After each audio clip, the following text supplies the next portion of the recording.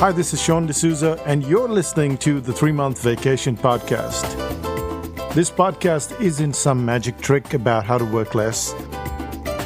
Instead, it's about how to really enjoy the work that you do and to enjoy your vacation time.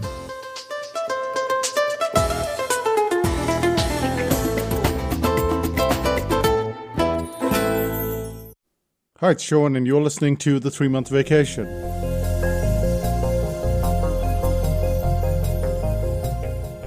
What would you say if your physician asked you to rate pain on a scale of 1 to 10? Pain has always been hard to measure. If your doctor asked you, how much does it hurt? You're likely to give an answer that sounds like you're describing the problem. You might say, it feels like an 8 on 10 or a 9 on 10. In an article in the Scientific American magazine, Dr. Daniel Barron explains the problem with a non-medical analogy. Here's what he wrote. Driving down Highway 12, I noticed a whooping sound coming from one of my Subaru's back left side. Thinking a window or door was open, I pulled over and I discovered that if I nudged the back left tire with my toe, the entire wheel wobbled. That seemed bad. I looked closer and I noticed that all the lug nuts were loose and that one nut and the stud behind it were missing entirely. So I jacked up the car, tightened the remaining 4 nuts, and made my way to the repair place. He then goes on to say what happened next.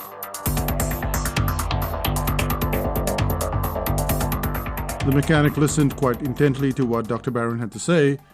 He didn't interrupt as Barron talked about his nudge test and all the stuff he had done on the tire.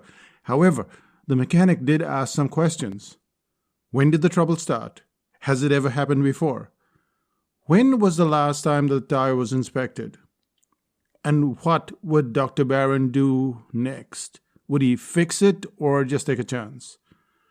The point that got Dr. Barron's attention was that the mechanic ignored questions such as, how intense is the sound? Or, was the damaged tire affecting Dr. Barron's life on a scale of 1 to 10?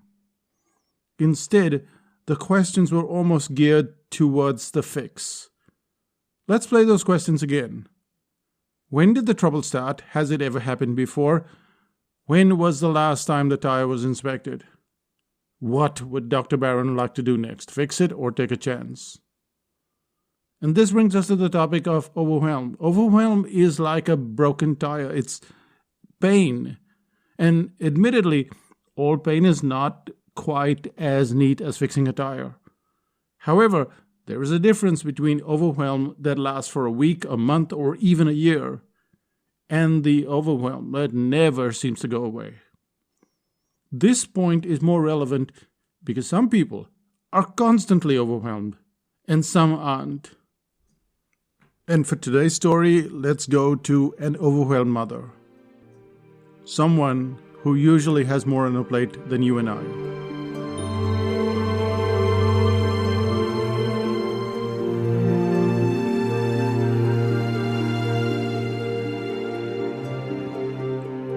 I have a client whose husband lost between 70 to 80% of their business overnight. One moment their business had been ticking along really nicely, and then everything changed. Their biggest client, who generated between 70 to 80% of their income, decided to choose another provider. That's a jaw-dropping moment, isn't it? This client also had a child who is on the autistic spectrum, had aging parents over 10,000 miles away, and then one parent passed away. On top of all of this, the garbage had to be put out, dishes had to be washed, and bills had to be paid. Everyday life wasn't giving her a break. If you were to press the panic button, would this be a good time to do so? For years, the client had been wanting to start up a business. She read voraciously, asked a lot of questions, and engaged in a way that few people do. However, in her world, there was already enough crisis without the stress of starting up something new. Yet when the business opened up like a sinkhole, there was no choice. Despite all of the chaos, she still had to do something. She still had to make a fix. Her something was to understand her situation. She even wrote a line that stood out for me and for many who read that line. It went like this, and I'll split it up into several lines because each line is important. The line is, "Overwhelm and confusion are indulgences. Learn the mental prowess to tackle them instead of trying to eliminate them." Let's start out with the first line, which is, "Overwhelm and confusion are indulgences."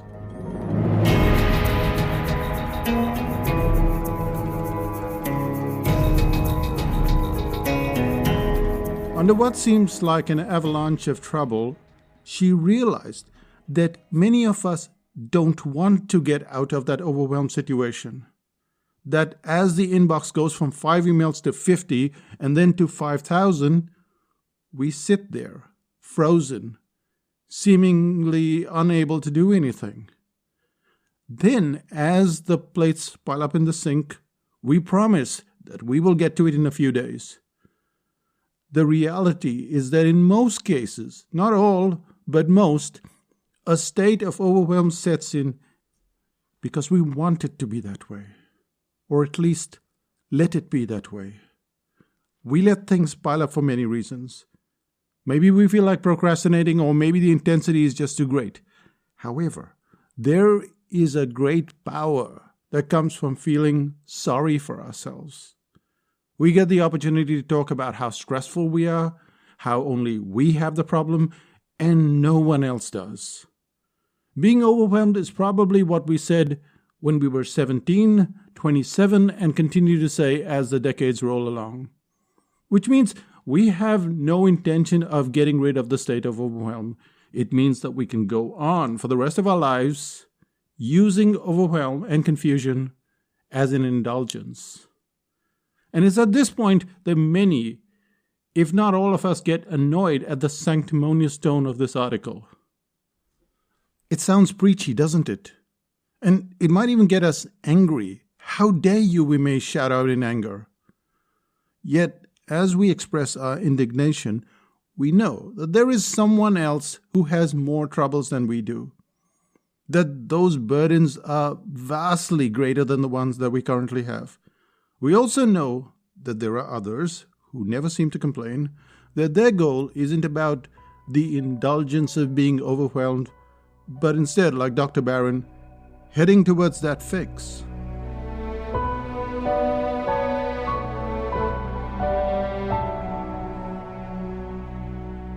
No one enjoys being overwhelmed. There are big ongoing problems, like a parent with dementia or a child with autism. And there are many tiny issues, like having to tidy up the contents of your bag. To compare one problem with the other is like saying a sprain is the same as disc degeneration. Both situations are painful, but one causes intense back pain. It's clear that there are things that swamp your life in a way that is unimaginable to the rest of us. Take the year 2020, for example.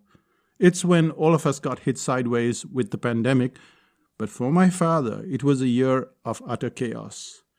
He lost 1/3 of his body weight in a single year. He could barely eat anything and would throw up everything. Then he'd get constipated, take medication, and be on the toilet seat 6 to 10 times a day. India, where he lives, had hundreds of thousands of cases of COVID on a daily basis, so he couldn't leave home.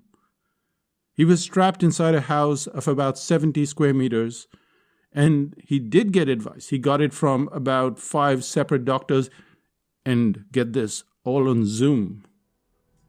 He needed that specialist care, but the hospitals were filled with patients who were in a worse condition than he happened to be in.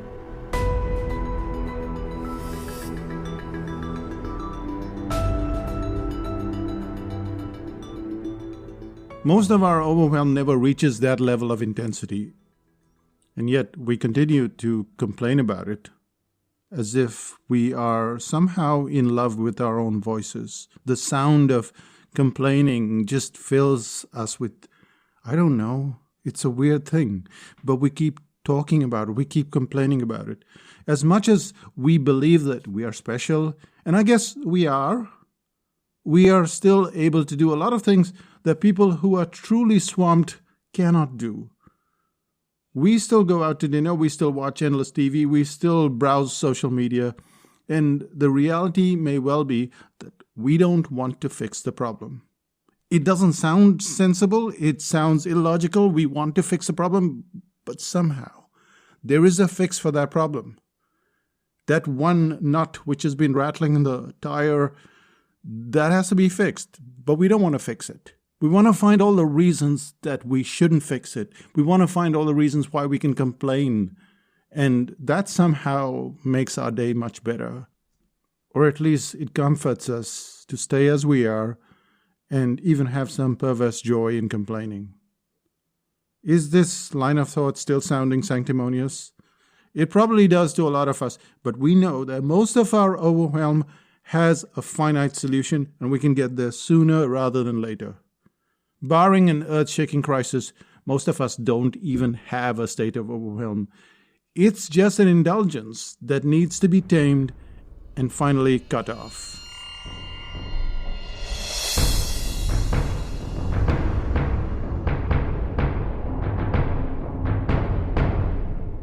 This client, with all of her problems, eventually decided to make a plan to get out of all of those issues that were circling her life. She looked at the things that she couldn't control, and she looked at the things that she could control, and she sorted things out. She had spent years trying to work out how to start up a business, but the loss of so much revenue meant that she had no choice.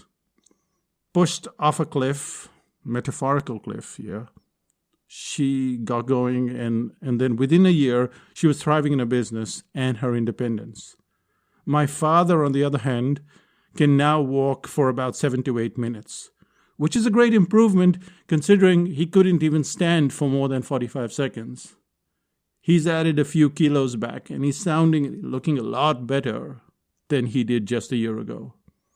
So if you're not hit with the problem of such intensity on an ongoing basis, you have to ask yourself a question. Why is it that some people are more overwhelmed and others are less so? I guess it's down to the next 2 lines. Remember the lines? Overwhelm and confusion are indulgences, so you learn the mental prowess to tackle them instead of trying to eliminate them. Let's look at learn the mental prowess on how to tackle them.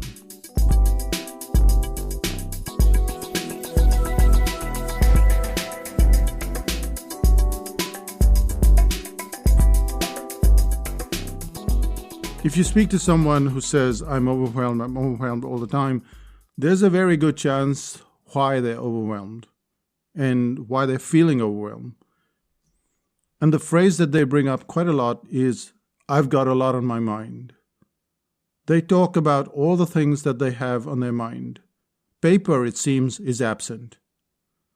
They're always thinking about stuff, not writing it down. And that was the case for me as well.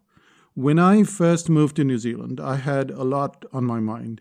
I needed to find a place to stay, to figure out how to get around without a car. I didn't have a job, and there was a problem with my computer. I'd packed a computer. Remember those big computers, those big monitors, and that big tower of a hard disk? Well, when immigrating, we'd been given twice the amount of luggage, but most of it was used up by that modern but heavy computer setup. I had intended to use that computer to get jobs and to do whatever assignments came my way. Instead, the moment I landed, that computer wasn't working. It had been damaged on arrival. And there was one major crisis and many issues that were bouncing around in my head. Paper was nowhere in sight. It's not like paper is the ultimate solution anyway. We all have written down plans and then promptly lost the documentation. However, there is a good chance that the plan itself may never have been that simple. It might have been relatively convoluted. It has too much detail. Overwhelm thrives when you have to take 73 steps. It's less confusing when you have to take just the next possible step. Mental prowess comes into play only for that next step. Maybe 2 steps, maybe 3 steps.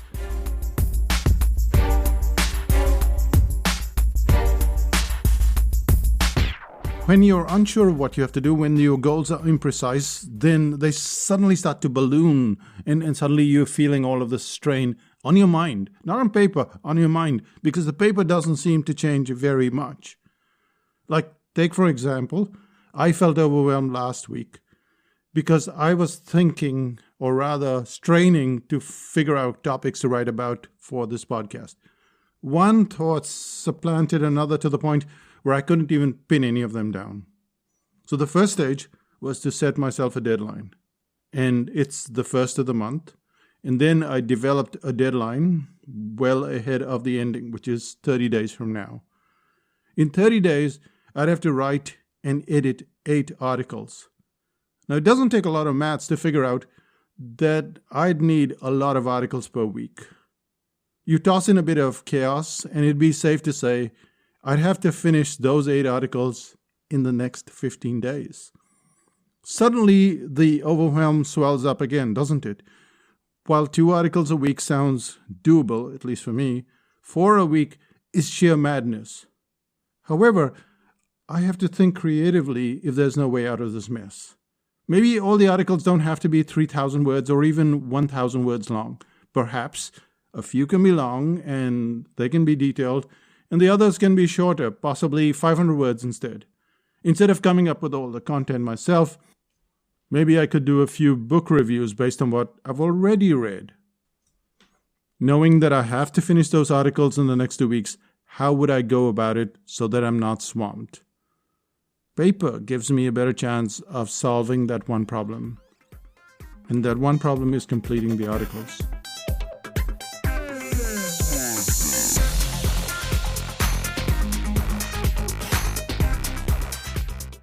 There may be dentist visits, answering emails, writing a book, conducting a course, cooking, painting, photography, etc. And when I write things down and try to fit them all on a map of the next 30 days, it is somewhat clear what can be achieved and what is nice to have but needs to be put off until later. Having mental prowess is a great thing, and more so when the sense of overwhelm is incredibly overpowering. Maybe it's a health issue, maybe it's a death in the family. Under those conditions, you have no choice. You have to put all your energy into one thing. However, when it comes to day-to-day stuff and it's hitting you on all sides, you somehow have to stop thinking about it, stop saying, I've got a lot on my mind, and then put it down on paper. Chaos matters too. A large part of overwhelm is how we seem to ignore that things will go wrong. We seem blindsided by something that shows up from nowhere, but it's clear that our plan hasn't considered chaos. It's not like the overwhelm factor goes away when it gets down on paper. Renuka and I will often sit down and make plans separately and then join the plans together wherever possible. But when we're finished, we end up feeling more tired than ever before. But when we go back after a day and we remove the mess that we've created, then we find that it's getting clearer, and then we go back and then it gets clearer again. And you find out what you must do, what you need to drop, and that's because, well, overwhelm isn't going away. You cannot eliminate it, not now or ever. And that's the third point that we're going to cover today. You can't eliminate the overwhelming feeling.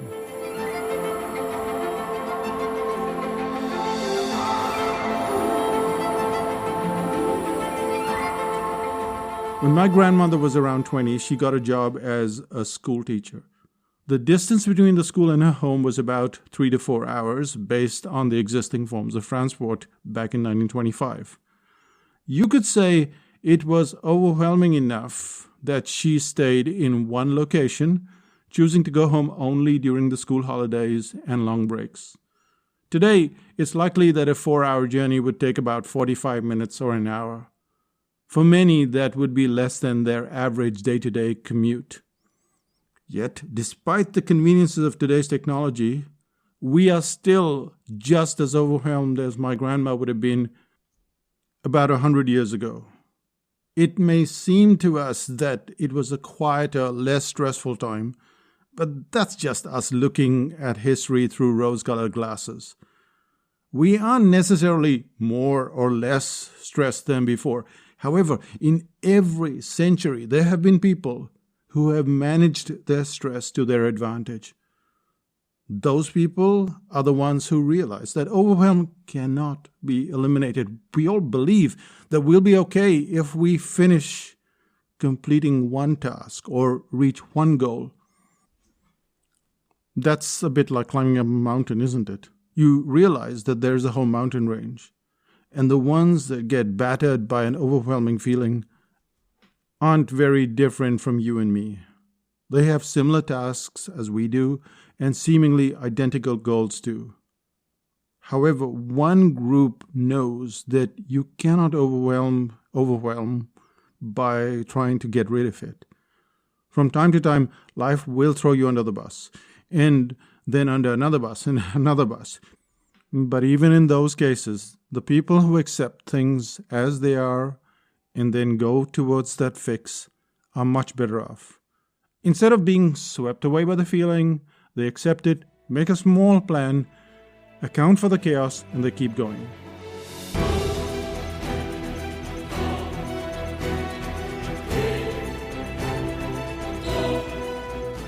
The reality is that you can, just like my client, find that your revenue has been wiped out by 70 to 80%. You can see that your child needs a lot more attention than you expected, that there is a distance between you and your aging parents, possibly even a death in the family. And no matter how great your problems, there will still be someone with all of these problems, and on top of it, not have running water or not have electricity. Someone who has more significant problems than you ever will. It's time to get over that feeling of soaking yourself in the bathtub of overwhelm. That deep soak is often enough just an indulgence, and it's okay to be okay, to complain about it sometimes. But it's even better to get it down on paper, have a plan, and then strip that plan of all the unnecessary stuff, because it drives you crazy. When you sit down and you write that plan, you're always tired. And that's because it has too many things, and then you have to get rid of some of them and get rid of some more, and then go, what is the next step? It's not going away anytime soon, so you might as well get used to it. And this brings us to the end of this podcast and a tiny little epilogue.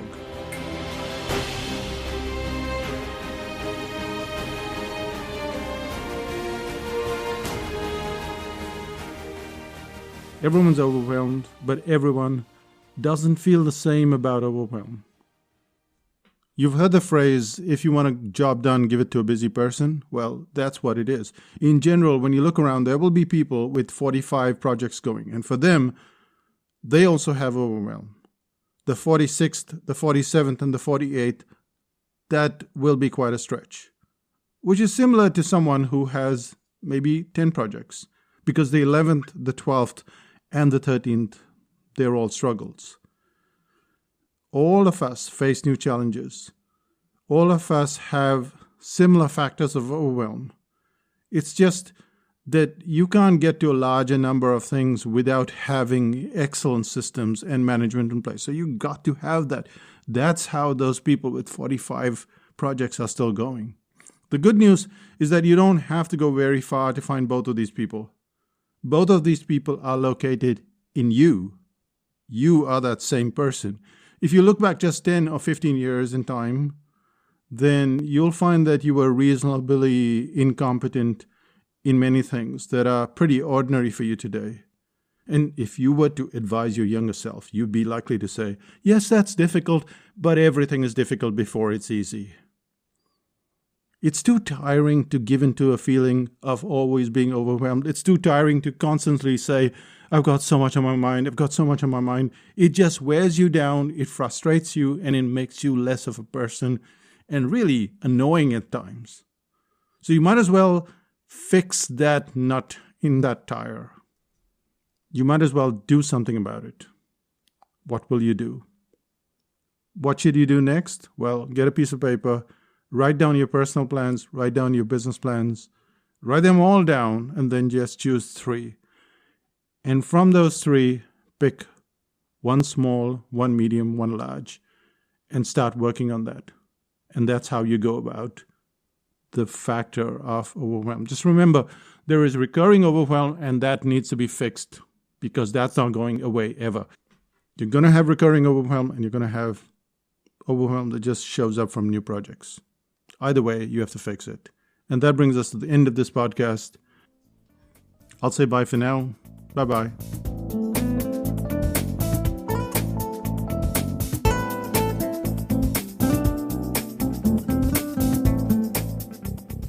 Still listening? One of the most overwhelming situations for me was redoing our website at Psychotactics.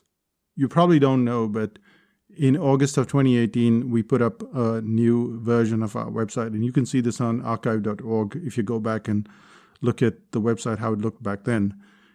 Anyway, the project started in 2015. And it was supposed to end in 2015. Well, it didn't finish. It went to 2016 and 2017 and then all the way to 2018. Was I overwhelmed? Of course I was. Every time we'd go on holiday, and I'd be 3/4 through the project, and then we'd go on a holiday, I'd come back, and then there'd be other things to do, other things on my mind, and I wouldn't finish it. And then we'd go back to the web developers, and back and forth, and it went on like this for 3 years. And finally I decided, okay, so what's the problem? The problem is the holiday, so we have to finish this before we go on holiday. And that's what I had to do. I had to sit down, work out that deadline, and work backwards before that holiday came along. It would have been easier with this whole pandemic thing because nobody went anywhere. But back then we were traveling every few months because this is the 3-month vacation. And the holiday was the problem. The holiday caused us all of that problem that we couldn't resolve. So we resolved it eventually. And there are other projects that never seem to get finished. Same method.